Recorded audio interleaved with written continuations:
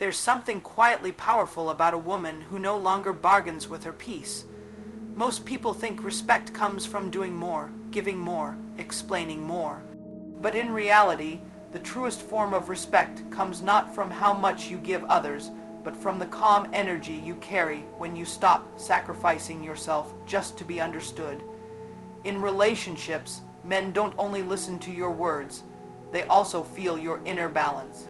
They're naturally pulled toward your calm or pushed away by your chaos, often without knowing why. That's not magic. It's the way we're wired. It's an energetic response.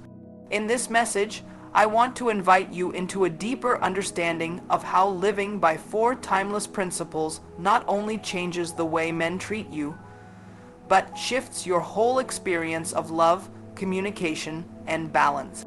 Because when your inside world is calm and clear, your outside life begins to match it. Welcome to Self-Mastery, your place for real insight and inner development. Subscribe and always remember the name of our channel, Self-Mastery, because many can copy the sound, but the truth lies here. Let's begin. There's a soft strength that doesn't try to get attention. It doesn't need to be understood right away, and it doesn't act out to be noticed. This power shows up in a woman who doesn't react wildly to the outside world, but responds from a calm place within. This stillness isn't being cold or holding things in. It's what happens when you train your mind to notice without jumping, to feel deeply but not be overtaken, to allow emotions without letting them lead. It's a certain peace that comes when the storm inside no longer fights itself. Imagine 2 women in the middle of a tense moment, maybe during an argument. One raises her voice, waves her hands, her breath shortens, and her words come fast and sharp. She's not wrong for feeling upset, but her emotions have taken over. The other stays composed, not distant or closed, but steady. She listens to understand, not just to reply. Her tone is calm. Her words are slow and thoughtful. Which one earns more respect? Not fear, not control, but real, deep respect. Emotional calm is a sign of inner leadership. It means she's not tossed around by other people's actions or opinions. She guards her inner peace. And men, especially those who live in constant stress, admire this deeply, because it's uncommon, because it's steady, because it makes them feel they can trust her. In your brain, there's a part called the amygdala. It handles emotional reactions, especially fear and threat. When it's too active, you react quickly, speak before thinking, and get easily upset. But when the front part of your brain, the rational part, takes the lead, your responses become steady, clear, and rooted. Emotional calm isn't the same as having no feelings. It means your brain is working in harmony. A woman who breathes before reacting, who pauses before speaking, who thinks before acting, is actually rewiring her brain. There's a story of an older woman who lived in a quiet village in the mountains. She never raised her voice, never rushed her speech, and never spoke poorly of anyone. A traveler came by one day and was struck by her peace. He asked, "How are you so calm in a noisy world?" She smiled and said, "I used to be loud too, until I saw I was just echoing everything around me. Now I wait until my heart is quiet enough to hear what really matters." In relationships, this kind of peace creates emotional trust. A man may not be able to explain it, but when he feels it, he relaxes. He realizes he can just be himself. This kind of space, where there's no blame, no rush, no emotional outburst, makes room for real connection. Not performative love, not shallow praise, but truth. Stillness doesn't mean holding back your feelings. Many women were raised in cultures where silence was expected, but not stillness. Silence with pressure becomes resentment. Stillness with intention brings wisdom. The key is your mindset. Silence that says, "I'm not allowed to feel this," is suppression. Stillness that says, "I feel this, but I won't act on it carelessly," is strength. One of the biggest misunderstandings in emotional growth is thinking that you must express your feelings instantly. But if your expression doesn't come from clarity, it often causes harm. A woman who's hurt but chooses to wait until she can speak with strength instead of from pain isn't weak. She's wise. She knows her energy is sacred, and not every situation deserves her fire. Men react differently to women who respond from emotional chaos and those who speak from clarity. Chaos makes people defensive. Clarity invites understanding. A woman who says, "This hurt me, but I want to understand it before I react," is practicing emotional maturity, and that maturity is deeply attractive. In old Eastern traditions, learning to stay emotionally steady often starts with breathing. Breathe and notice what's happening. Breathe out, let go. When we slow our breathing, our whole nervous system starts to calm. And when our body is calm, our words stop hurting and start healing. This calm isn't just a trick. It's a spiritual practice. It changes how we feel and how we love. Now let's go even deeper. There's another timeless truth that shifts how people treat us: boundaries. A woman without clear boundaries is like a river without edges. It spills everywhere, loses direction, and loses power. She gives too much, explains too much, says sorry just for being, and eventually she's drained. Not because others took too much, but because she forgot to protect her own peace. Boundaries aren't punishments, they are loving invitations. They say, "This is how I expect to be treated. This is how I live. If you want to walk with me, meet me here." There's a powerful idea in psychology called self-other separation. It means knowing where you end and another person begins. In love, this matters deeply. Without it, women melt into their partner's needs, forget their own, and think giving up everything is love. But love without self-respect turns into emotional neediness. And that kind of neediness, when ignored, turns into bitterness. Men don't respect women who accept anything and everything. Not because men are mean, but because we're all wired to respect limits. Value is shown through boundaries. When a woman says no with kindness, she shows that she's not scared of being misunderstood, that she'll stand by herself first. There's a well-known teaching story of a teacher and his student. The student is told to pour tea. He keeps pouring until the cup overflows. The teacher says, "You're like this cup, so full of others there's no room left for yourself."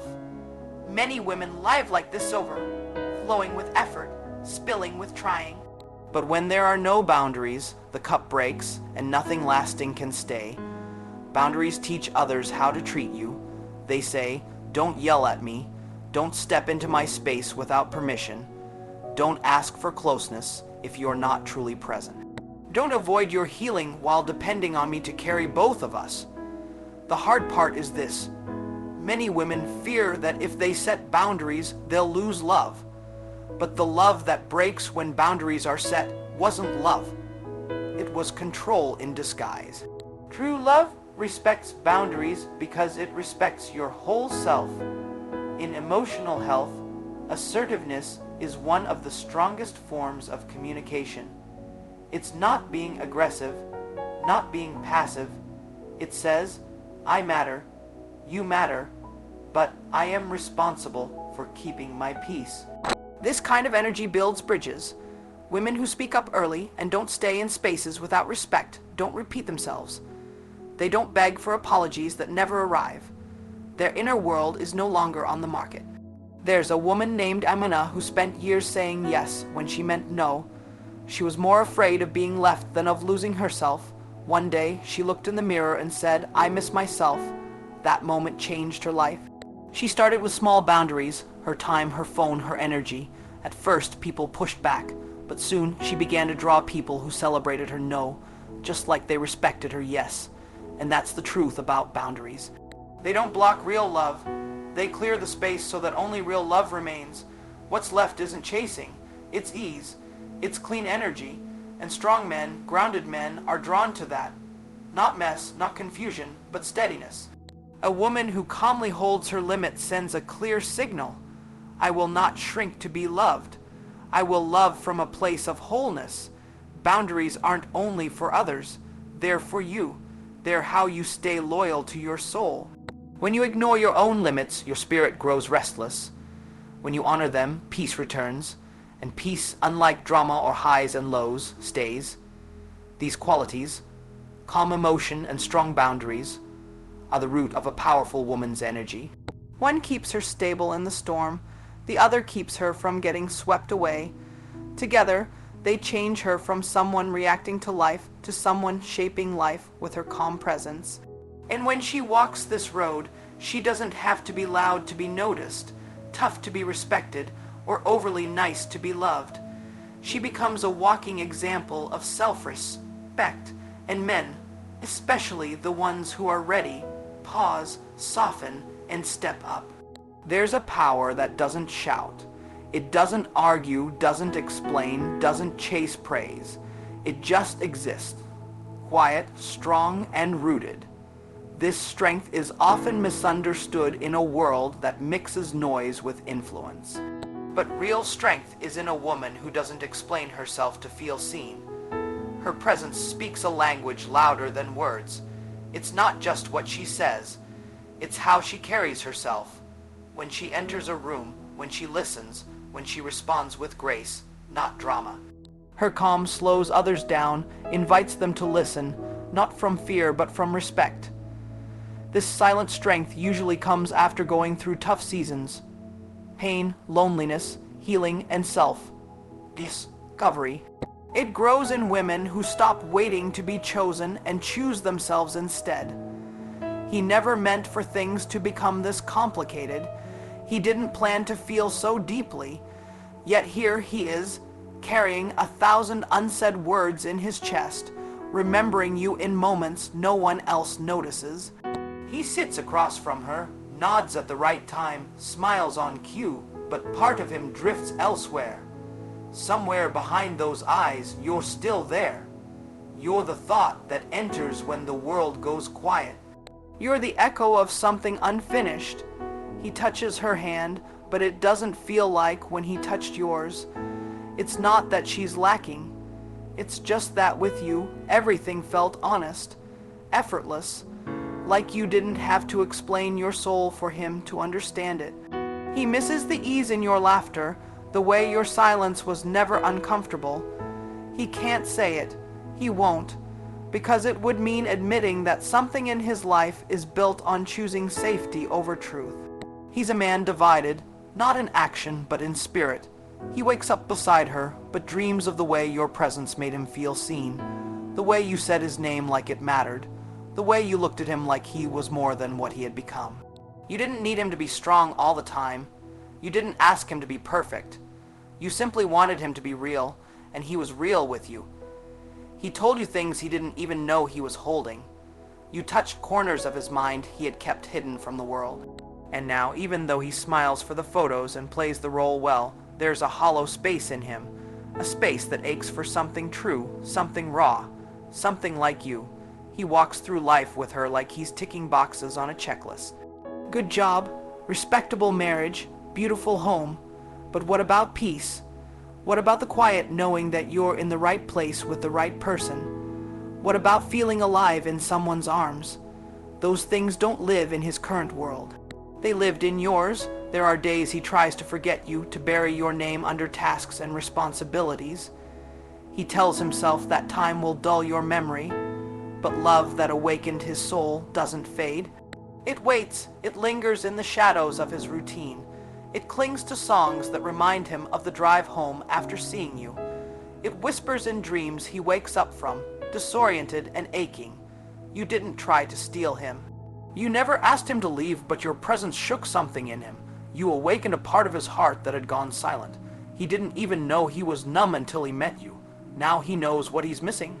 Not perfection, not fantasy, but the deep soul-level connection that only comes once in a lifetime. She has his last name, but you have something she never touched, his truth, and that's what torments him. He chose what looked right. He chose what made sense. But love doesn't always make sense. Love crashes in without permission and leaves its mark even when it's gone. He tells himself he's loyal, that he's honorable. But loyalty without truth is a prison dressed as virtue. When he looks at you now, maybe in passing, maybe through photos, he remembers the way you spoke without words, the way you knew what he needed even before he did.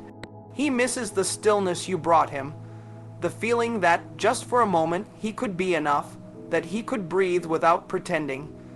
He watches you from afar, sometimes wishing things had been different, that he'd met you before the vows, before the expectations, before he became the man he thought he was supposed to be. He imagines a world where he chose you, where mornings began with your voice, and nights ended with your heartbeat. But he doesn't live in that world. He lives in the one where he said yes to someone else, while his soul whispered your name. And you feel it too, even if you've moved on, even if you've grown.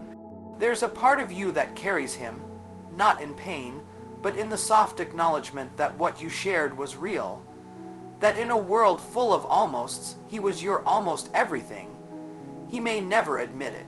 He may never say the words out loud, but you changed something in him. You made him feel, and sometimes that's all it takes.